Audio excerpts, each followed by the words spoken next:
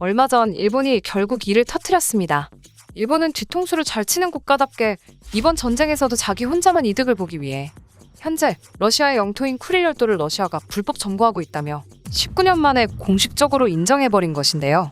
쿠릴 열도에 무슨 일이 벌어지고 있는 것인지 만나러 가보시죠. 태평양 북서부에 위치한 작은 섬. 조용한 이 섬이 강대국들의 대결 장소가 되었습니다. 러시아와 일본은 섬의 주인이 되기 위해 치열한 신경전을 펼치고 있었습니다. 그런데 팽팽한 균형 속에 놓인 이 섬의 주인으로 대한민국이 될 수 있다는 소식이 들려왔습니다. 러시아가 섬의 영유권을 포기하고 이를 한국에 넘기겠다는 소리가 나온 것인데요. 게다가 쿠릴 열도를 한국이 차지하게 되면 북극까지도 점령할 수도 있다는 소식이 나왔습니다. 우선 쿠릴 열도에 대한 설명부터 해드려야 할 텐데요. 쿠릴 열도는 러시아 사할린주에 속해 있는 섬들로 러시아 캄차카 반도와 일본 홋카이도 사이에 존재하는 무수히 많은 섬들을 지칭하는 곳입니다. 그곳의 면적은 다 합쳐서 만제곱킬로미터 정도 되는데 남한의 10분의 1 정도로 땅이 매우 작습니다. 인구도 원주민인 아이누족을 포함해 고작 2만 명 정도이죠. 이 코딱지만한 땅은 심지어 자원이 풍부한 편도 아니어서 1900년대 이전만 해도 일본과 러시아 양쪽 모두 관심이 없던 곳이었습니다. 하지만 20세기 들어 이 지역은 첨예한 갈등이 벌어지는 곳이 되었습니다. 왜냐하면 쿠릴 열도의 지정학적 위치가 영토 분쟁의 핵심이 되었기 때문이죠. 일본 입장에서는 러시아를 견제하면서 동시에 군사기지를 건설할 수 있는 지역이고, 러시아 입장에서는 반대로 일본을 견제하면서 태평양 진출의 해상로를 만들 수 있는 요충지이다 보니 그 사실을 안 뒤부턴 양쪽 모두 치열하게 쿠릴 열도가 자신의 땅이라고 주장하고 있었죠. 하지만 현재 영토 분쟁의 핵심 지역인 남쿠릴 열도 4개 섬은 실제로 러시아가 차지하고 있는데요. 푸틴 러시아 대통령은 일본의 쿠릴 열도 반환하는 계획 따윈 없다며 영토 보전에 대한 강력한 의지를 드러냈습니다. 즉, 러시아의 영토는 절대 일본에 넘겨줄 수 없다는 것이죠. 그도 그럴 것이 세계 2차 대전 당시 일본이 그렇게 꼬장을 부렸으니 이는 당연한 결과입니다. 하지만 이에 질세라 일본은 작년 도쿄 올림픽 때 자기네들 사이트에 쿠릴 열도를 자국 영토라 표시하며 러시아와 맞불을 놓았습니다. 그리고 이번엔 아예 공식적으로 쿠릴 열도가 자신들 것이라며 못을 박아버리는 일까지 생긴 것이죠. 교토통신 등에 따르면 일본 정부는 2022년판 외교청서 원안에 북방 영토는 일본 고유의 영토이지만 현재 러시아에 의해 불법 점거돼 있다고 기술했는데요. 평소에 일본 정부는 불법 점거 대신 북방 4개 섬은 일본에 귀속한다는 표현을 사용했습니다.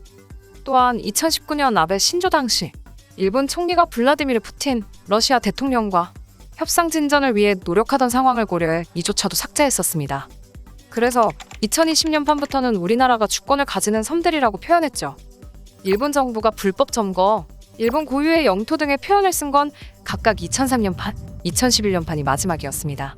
일본 정부는 당초 러시아와의 협상을 통해 영토 분쟁을 해결한다는 방침이었으나 우크라이나 전쟁을 계기로 양국 관계가 악화된 상황에서 대응책 변화는 불가피하다는 판단을 내린 것으로 보이는데요.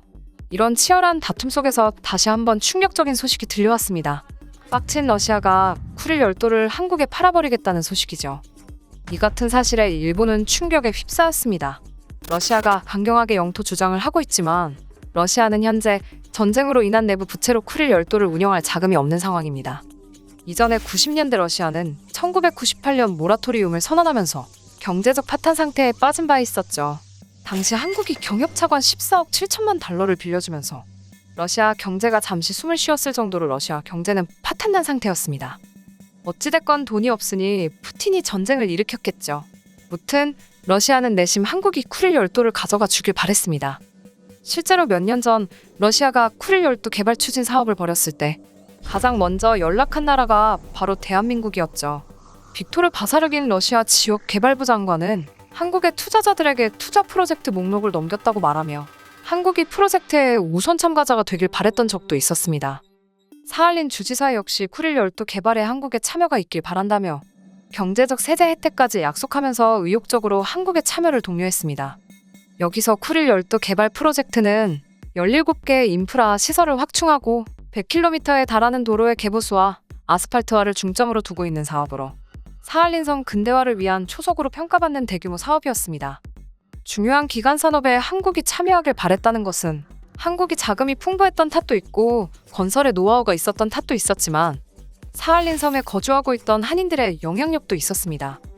사할린 섬에는 일제 강점기 시절 일본의 통치를 피하기 위해 넘어온 한인들이 부락을 이루며 살았는데요. 시간이 지나 인원이 점점 늘어나면서 사할린 섬을 비롯한 쿠릴 열도의 한인들이 차지하는 비중이 늘어나기 시작했습니다.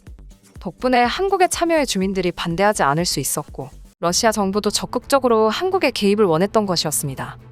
이런 역사적 배경이 있었기에 러시아 정부가 한국에게 쿠릴 열도를 판매하는 계획을 세울 수 있는 것이죠. 정말로 한국이 쿠릴 열도를 가져가게 된다면 한국 입장에서는 태평양과 북극 항로를 내다볼 수 있는 거점을 확보하게 되는 셈입니다. 한국에겐 동해안 초거대 확장이라고 할 수 있죠. 게다가 쿠릴 열도에 거주하고 있는 한인들을 한국인으로 편입시킨다면 섬 유지 역시 어렵지 않습니다. 무엇보다도 한국 입장에서 가장 좋은 점은 북극까지 내다볼 수 있는 군사기지를 세울 수 있는 것인데요. 현재 러시아와 미국은 물론이고 심지어 중국과 일본까지도 북극 항로 선점 경쟁에 뛰어들고 있을 정도로 북극 항로는 화제의 중심에 서 있습니다. 왜냐하면 북극 항로를 이용하게 될 경우 기존 항로보다 몇천 킬로미터는 줄어든 거리를 이동할 수 있기에 물류 공급에 유리한 고지를 차지하게 됩니다. 더군다나 북극에 잠들어 있는 석유는 물론이고 각종 귀금속의 원재료인 원석 광석까지도 노려볼 수 있게 돼요. 미래 국가 경쟁력에 있어 매우 중요한 사업이죠. 이제까지는 한국이 북극 항로 경쟁에 뛰어들 명분이 없었으나 쿠릴 열도를 한국이 가지게 된다면 명분은 물론이어 실제적인 이익까지 차지할 수 있기에 러시아의 판매를 거절할 이유는 당연히 없죠. 또한 쿠릴 열도 인프라 사업이 성공적으로 마무리된다면 쿠릴 열도를 거치는 대륙 횡단 열차 사업까지 바라볼 수 있습니다. 기존에는 북한이라는 방해 요소 때문에 시베리아 횡단 열차를 통한 철도 사업이 불가능했습니다. 일전 2018년도에는 희망이 조금 보이나 했지만 개같이 엎어졌죠.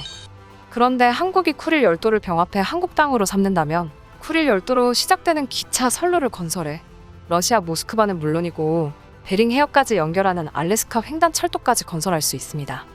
물류 사업을 통한 동북아시아 허브 창구로서 한국이 일본을 제치고 중심 국가로 거듭날 수 있게 되는 셈입니다.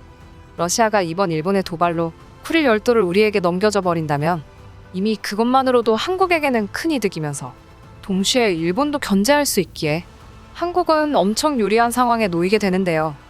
대한민국이 앞으로 세계 최강대국의 위치로 급부상하길 기원하며 북극 항로도 한국이 장악해 북극까지도 한국이 노려볼 수 있기를 간절히 바라겠습니다. 이상 비바튜브였습니다. 감사합니다. 구독, 좋아요는 잊지 말아주세요.